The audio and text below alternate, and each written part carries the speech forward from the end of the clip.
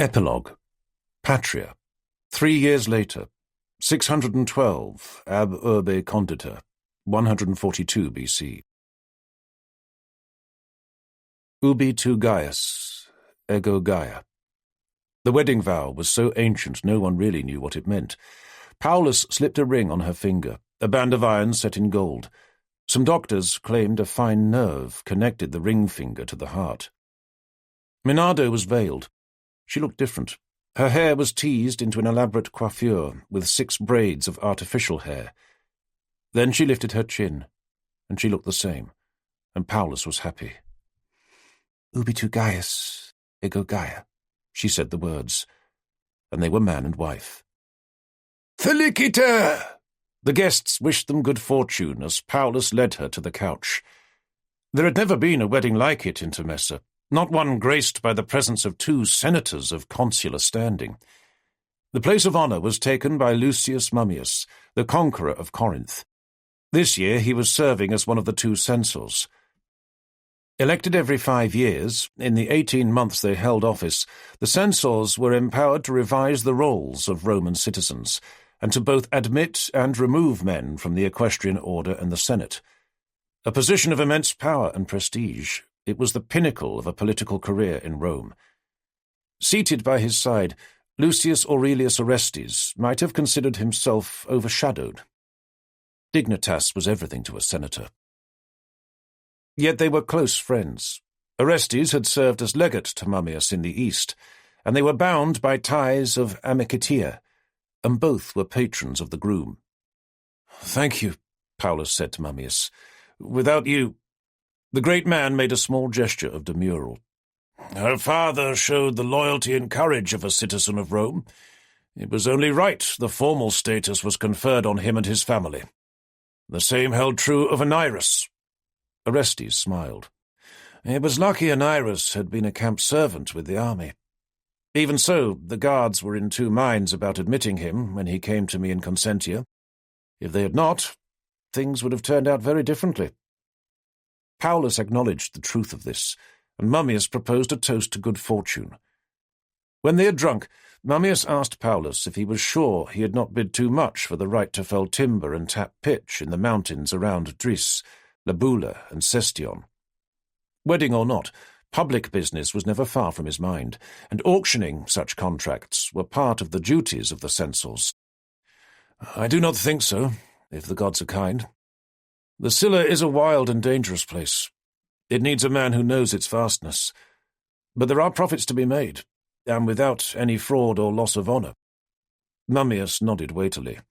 "As I have said, now you wear the gold ring of an equestrian, a political career in Rome is open to a man who won the civic crown. Military glory brings many votes. There are those of us who would be honoured to support you." "Thank you again, but no. I am content to remain in my hometown, to raise a family." "You may be called to the standards again. If so, I shall do my duty." Servants brought in the first course, snails and anchovies with salad, washed down with wine from Tarentum. It was good quality, but nothing ostentatious. There would be lamb to follow, before the apples and nuts. Paulus looked round the room. It was decked with luxuriant greenery and spread with rugs. 3 years before, it had been the town-house of Fidubius.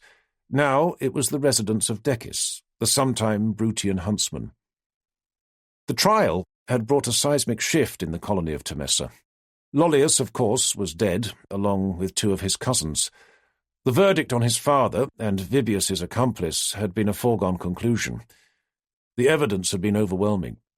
Some had been provided by Solinus on promise of immunity. More had been wrung out of Croton under torture. The latter subsequently had been crucified outside the main gate. Vibius and Fidubius had fled into exile. "Fidubius is still in Massilia?" The exiles were the only thing that still troubled Paulus.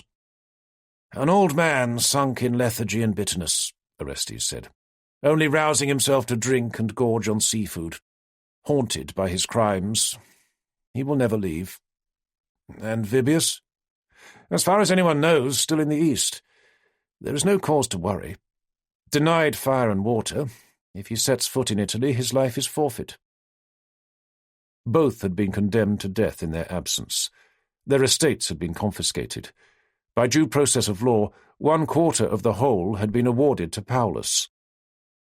From the bounty, Paulus had gifted this house and land to Decis, a more modest property to Anirus, and provided a small holding on his own enlarged domain to old Caedo. The lamb came in, tender and succulent, filling the room with its aroma. "Do you ever think of Corinth?" Orestes asked. "Sometimes. Hardly ever," Paulus said. "I try not to dwell on what was done." "We did our duty," Mummius said. "We had our orders. It was a terrible thing, but perhaps for the best. Polybius, the Achaean, argues that it spared Greece the agony of a long-drawn-out conquest." They had not been long at dessert when Ursus, the officiating priest, rose to his feet and announced it was time. Flute players led them out into the street. 5 torchbearers were waiting, even though it was still broad daylight. Bystanders called out blessings on the procession as it wound down to Paulus's new house overlooking the water. There were ribald jokes and snatches of song. Naevius led the way in this traditional licentiousness. For once, half gone in his cups, the centurion looked not angry, but beatific. As they got near, children threw handfuls of nuts. They rattled on the pavement, supposedly a symbol of fertility and happiness. Minardo had been silent and demure throughout the meal, and separated from Paulus in the procession. She was preceded by a boy carrying a torch of tightly twisted hawthorn twigs. Her hands were held by 2 other boys. Her bridesmaids followed, carrying her spindle and distaff. There had been no chance to talk. Finally, at the door, her entourage stood back. She lifted her veil, and Paulus kissed her. She smelt of verbena and sweet marjoram. Paulus lifted her into his arms and carried her across the threshold, and they were gone.